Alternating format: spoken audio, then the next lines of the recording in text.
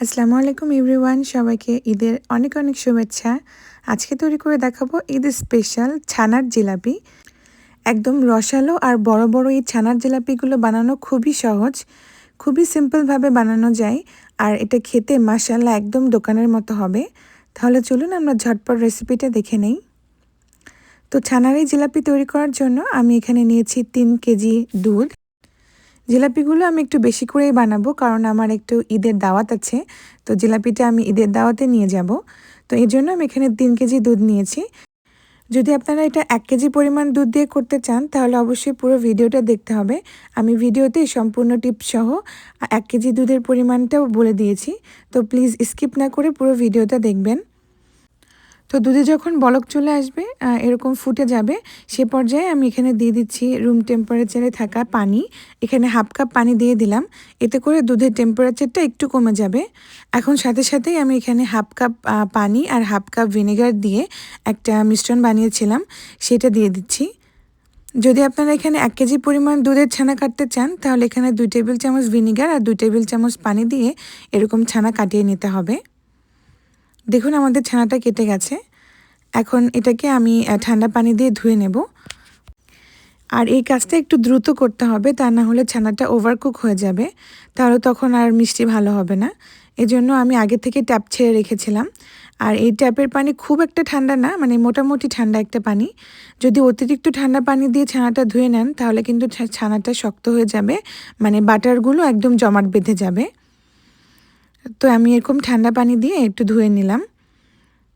এতে করে ছানা থেকে এক্সট্রা টক ভাবটা চলে যাবে, আর এই ছানার টেম্পারেচারটা কমে যাবে, আর ছানাটা একদম পারফেক্ট হবে। তো এখন দেখুন আমার ছানাটা ঠিক এরকম সফট হয়েছে। এখন আমি খুব ভালো মতো কাপড়টা চিপে ছানা থেকে পানি বের করে নিচ্ছি। খুব বেশি চাপাচাপি করার দরকার নেই, যতটুকু চাপ দিলে ছানা থেকে পানি বের হয়ে যায় সেটুকু পরিমাণ চাপ দিলেই হবে। মানে একটু ময়েশ্চার ছানা লাগবে আমাদের। তো এর জন্য বেশি চাপাচাপি করার দরকার নেই, মোটামুটি চাপ দিয়ে যেটুকু পানি বের হয় অতটুকু পানি আমি বের করে নিয়েছি। এখন এই ছানাটা ঝুলিয়ে রাখার কোনো দরকার নেই, সরাসরি আমি টেবিল টপের উপরে নিয়ে নিয়েছি। এখন এই ছানাটা আমি ভালো করে মথে নেব। দেখুন কত সুন্দরভাবে ছানাটা হয়েছে, আর খুবই সফট আর নরম হয়েছিল।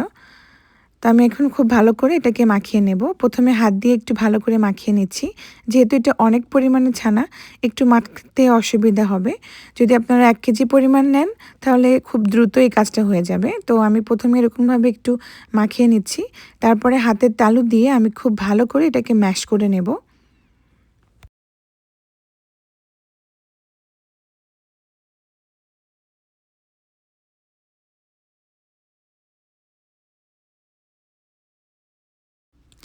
চেষ্টা করতে হবে ছানা যেন একদম ক্রিমি একটা ছানা তৈরি হয়। যদি ছানাটা একটু মানে দলা দলা টাইপের থাকে, তাহলে কিন্তু মিষ্টি খুব একটা ভালো হবে না। তাই একদম ক্রিমি একটা ছানা তৈরি করে ফেলতে হবে। দেখুন একদম ক্রিমি হয়ে গেছে আমার ছানাটা। এখন এটাকে আমি ভালো মতো একটা মণ্ড তৈরি করে নিচ্ছি। এই পর্যায়ে দেখবেন যে টেবিল টপের ওপরে আর ছানাটা লেগে যাচ্ছে না। এভাবে এরকম মুড়িয়ে নিলে ছানাটা একদম সুন্দর মতো গোল হয়ে যাচ্ছে। এখন এই ছানাটাকে একটা সাইডে রেখে আমাদের আরও কিছু উপকরণ লাগছে। এখানে আমি নিয়ে নিলাম ময়দা 1/4 কাপ করে 3 কাপ। যেহেতু এখানে 3 কেজি ছানা, এজন্য 3 কেজির জন্য 1/4 কাপ করে 3 বার নিয়েছি। সাথে দিয়ে দিচ্ছি এখানে গুঁড়া দুধ 3 টেবিল চামচ। যদি 1 কেজি নেন তাহলে 1 টেবিল চামচ করে দেবেন। তো 3 টেবিল চামচ আমি গুঁড়া দুধ দিয়েছি। 3 টেবিল চামচ দিয়ে দিচ্ছি কর্নফ্লাওয়ার।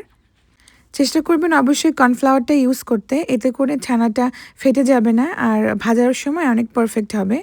তো কর্নফ্লাওয়ারটা বাইন্ডিংয়ের কাজ করবে, তো অবশ্যই চেষ্টা করবেন দিতে। আর সাথে এখানে দিয়ে দিচ্ছি আমি 3 টেবিল চামচ চিনি।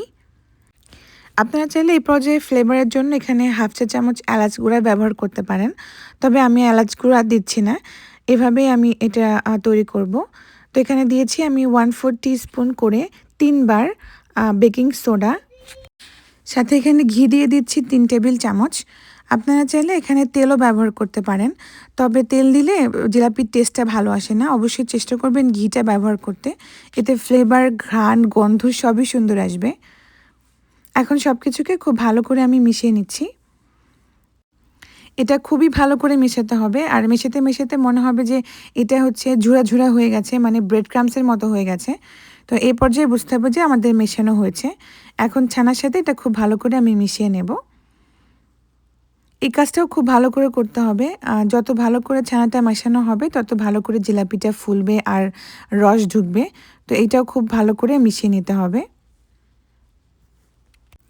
ভিডিওটা আমি এখানে একটু লং রেখেছি, একটু লম্বা রেখেছি যাতে আপনারা বুঝতে পারেন আর খুব ভালোভাবে বাসায় তৈরি করতে পারেন। ইনশাআল্লাহ আমার মতো এরকম আপনারা প্রথমবারেই বানাতে পারবেন। আর এই পর্যায়ে এসে যারা আমার ভিডিওটা দেখছেন আর একটা লাইক দিতে ভুলে গেছেন, তারা প্লিজ একটা লাইক দেবেন, কারণ আপনার একটা লাইক আমাকে অনেক বেশি উৎসাহ দেয়। আর আপনার একটা লাইকের কারণে আমার এই ভিডিওটা অনেক মানুষের কাছে পৌঁছাবে। তো প্লিজ একটা লাইক দিতে ভুলবেন না যেন। এখন দেখুন এই যে মাখাতে মাখাতে এটা একটা ডোয়ের ফর্মে হয়ে গেছে। যদি এ পর্যায়ে মনে হয় যে ছানাটা একটু ড্রাই লাগছে, মানে মাখানোটা খুব একটা ভালো হচ্ছে না আর স্মুথ লাগছে না, সে পর্যায়ে অল্প একটু পানি আপনারা এখানে ব্যবহার করতে পারেন। তো আমার এখানে প্রায় 1 চা চামচ মতো পানি লেগেছিল। মাখাতে মাখাতে আমার মনে হয়েছিল একটু ড্রাই হয়েছে, তো আমি 1 চা চামচ পানি দিয়ে দিয়েছিলাম। তো এই যে দেখুন আমাদের মাখানো একদম শেষ। এ পর্যায়েও যদি আপনাদের কাছে মনে হয় যে না মাখানোটা ভালো হচ্ছে না, সে পর্যায়ে অল্প একটু ডো নিয়ে আপনারা একটা জিলাপি বানিয়ে দেখবেন। যদি জিলাপিটা ফেটে যায় তাহলে বুঝতে হবে যে ছানাটা আরেকটু মাখতে হবে। তো এই তো আমাদের ছানাটা মাখা হয়ে গেছে। এখন এখান থেকে আমি অল্প অল্প করে ডো নিয়ে নিচ্ছি। তো যতটুকু বড় সাইজের আপনারা জিলাপি তৈরি করবেন সেই একই মাপে আপনারা এরকম একটা ডো বানিয়ে নেবেন, মানে ছোট ছোট বল বানিয়ে নেবেন। এতে করে জিলাপিগুলো তৈরি করতে খুব সুবিধা হয়। তো এখান থেকে একটা রেখে আমি বাদবাকিগুলো একটা ভেজা কাপড় দিয়ে ঢেকে রাখছি, যাতে ওপরটা ড্রাই না হয়ে যায়। এখন জিলাপি তৈরি করার আগে অবশ্যই যেই বলটা আমরা রেখেছি এটা খুব ভালো করে স্মুথ করে নিতে হবে। হাতের সাথে ঘুরিয়ে ঘুরিয়ে প্রথমে একদম স্মুথ একটা বল তৈরি করতে হবে। তারপর এরকম লম্বা করে বড় একটা লম্বা করে নিতে হবে, মানে চিকন লম্বা করে। চেষ্টা করবেন যাতে কোনো ক্র্যাক না থাকে। যদি ছানার এই জিলাপিতে ক্র্যাক থাকে তাহলে কিন্তু তেলে দেওয়ার সাথে সাথে এটা ফেটে যাবে। তো ক্র্যাক ছাড়া এরকম একটা জিলাপি তৈরি করতে হবে। আর এইভাবে একটু মাঝখানে চেপে দিলে আমাদের জিলাপিটা তৈরি হয়ে গেল। এখন এই পর্যায়ে যদি আপনাদের কাছে মনে হয় যে মাঝখানে এটা ভালো মতো চাপ পড়ছে না, মানে স্টিকি হচ্ছে না, তাহলে অল্প একটু পানি লাগিয়ে এটাকে স্টিকি করে দিতে পারেন। আবার একটা বানিয়ে দেখাচ্ছি। প্রথমে এরকম স্মুথ করে নিলাম, তারপর লম্বা করে নেব।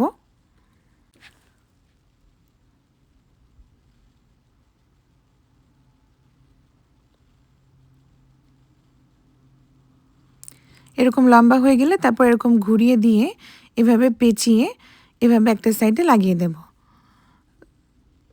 এই যে দেখুন আমার এটা লাগিয়েছিলাম, কিন্তু দেখেন এই যে এরকম খুলে যাচ্ছে। তো এই জায়গাটা আমি একটু পানি লাগিয়ে পরে সেট করে নেব। তো এভাবে আমি সবগুলো বানাতে থাকবো আর বানাতে বানাতে আমি এদিকে ভেজে নেব, যাতে তাড়াতাড়ি কাজটা কমপ্লিট হয়ে যায়। তো আমি বানাতে বানাতে আমি চুলায় আগে থেকে তেল গরম করতে দিয়েছিলাম। তেলটা গরম হয়ে গেলে আমি ছানা জিলাপিগুলোকে দিয়ে দিচ্ছি। আর তেলের মধ্যে মিডিয়াম হিটে আমি এটাকে নেড়ে চেড়ে ভেজে নেব। খুব অতিরিক্ত গরম তেলে জিলাপিগুলো ভাজা যাবে না। যদি অতিরিক্ত গরম তেলে ভাজেন তাহলে ভেতরে কাঁচা থেকে যাবে আর ওপরে সুন্দর কালার চলে আসবে। তখন জিলাপিগুলো যদি আপনারা শিরায় দেন তাহলে জিলাপিগুলো চুপসে যাবে, ভেতর পর্যন্ত রস ঢুকবে না। তাই একদম লো হিটে, মানে মিডিয়াম লো হিটে রেখে নেড়ে চেড়ে উল্টে পাল্টে জিলাপিগুলোকে ভেজে নিতে হবে। আর অবশ্যই ডুবো তেলে ভাজবেন, তাহলে সুন্দর মতো কালার চলে আসবে। তো এই তো দেখুন আস্তে আস্তে জিলাপিগুলো ভালো মতো ফুলে গেছে। এখন আমি খুব অনবরত নেড়ে চেড়ে দিয়ে সুন্দর একটা কালার নিয়ে আসবো।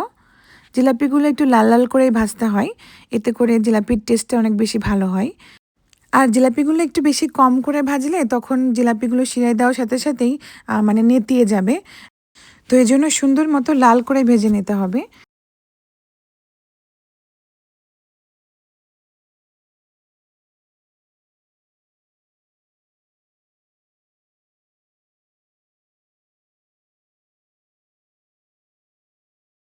এই তো জিলাপিগুলো খুব সুন্দর মতো ভাজা হয়ে গেছে। এ পর্যায়ে খুব সুন্দর একটা স্মেল বের হবে, মানে খুবই সুন্দর একটা সুঘ্রাণ। তো এই পর্যায়ে আমি এগুলোকে নামিয়ে নিচ্ছি। তো একইভাবে এখন আমি সবগুলোকে ভেজে নেব।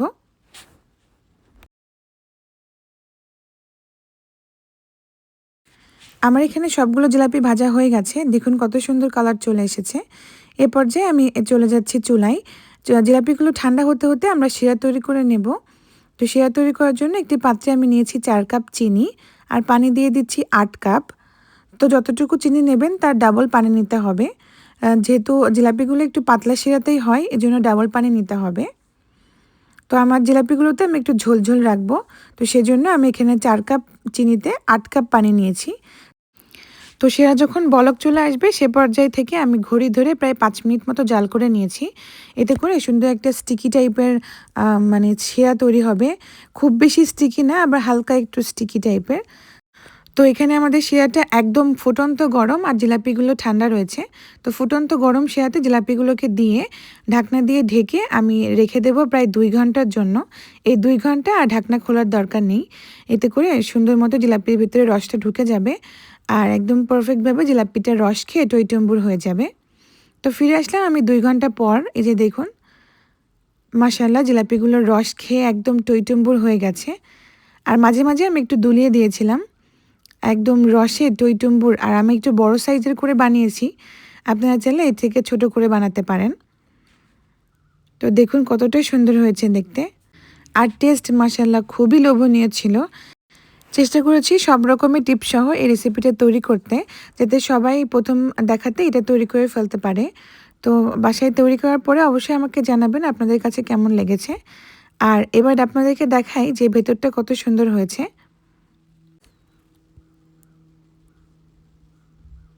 খুবই সফট হয়েছে আর ভেতর পর্যন্ত রস ঢুকেছে, আর এত মজা খেতে যে যারা খাবে তারা আপনার প্রশংসা করতে বাধ্য হবে। তাহলে আজকের মতো এই পর্যন্তই, দেখা হবে অন্য কোনো রেসিপি নিয়ে। সে পর্যন্ত সবাই ভালো থাকবেন। আল্লাহ হাফেজ।